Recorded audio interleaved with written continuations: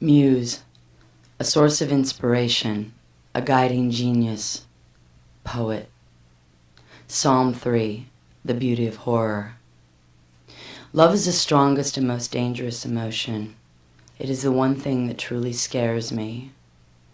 Do you love me is not a question I have been comfortable asking and never will be, because once you've been lied to, honesty becomes a four-letter word. Flesh-made words were carved the first time I saw Nick Cave play live. It was at the Wiltern Theater in Los Angeles. On this night, the room felt more like a church than a concert venue. When St. Nick walked on stage with his microphone in hand, he appeared larger than any evangelist I'd ever seen on TV. From the second he opened his mouth, I felt him. His presence was so intense it made my eyes water. I'd forgotten what being a fan felt like until that night. I discovered Nick Cave in 1996 when I was on my first tour of Europe. I was introduced to him through murder ballads and have been a devout believer ever since.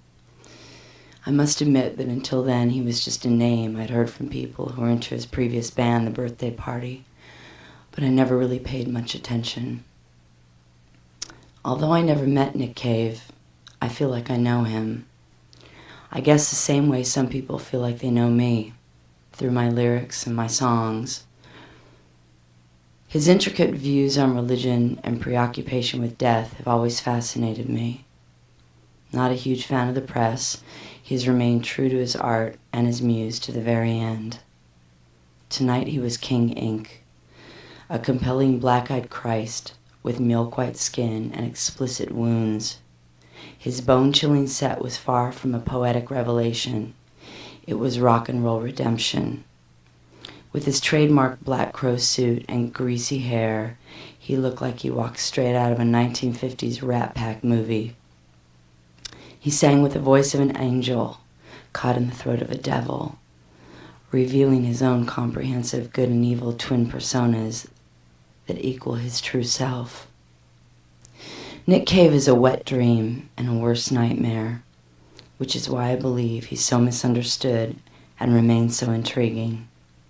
Painfully honest, he seems so protective of who he is that this has become his awe-inspiring contradiction. Grotesque and gorgeous, his words are consuming and seem to drag me deep into that place I'm always afraid of, my mind. The mind often takes us to places our bodies fear to go. There is love and there is hate, and we can be friends with both when we need to be, but the enemy is the fear that falls in between. I saw Nick Cave the second time at the same place, but this time with Mick. Not Harvey, but Murphy. The man with the red right hand sat behind his piano, opened his heart, and sang his love letters to all who were there to witness. It all had a new meaning to me. It was more subdued, but nevertheless intense. My heart aches from love lost when I hear him sing, and it also beats just as hard for love gained. As someone once wrote, true icons are always controversial. They touch on the deepest, most volatile feelings, inspiring fear in some and devotion in others. I admire his writing because he's completely free and unafraid to speak from his mind, no matter how sacred or profane the outcome. When we began writing for the Prayer Under Pressure record, I wanted to cover a Nick Cave song, and Do You Love Me seemed to be the most fitting. Mick agreed.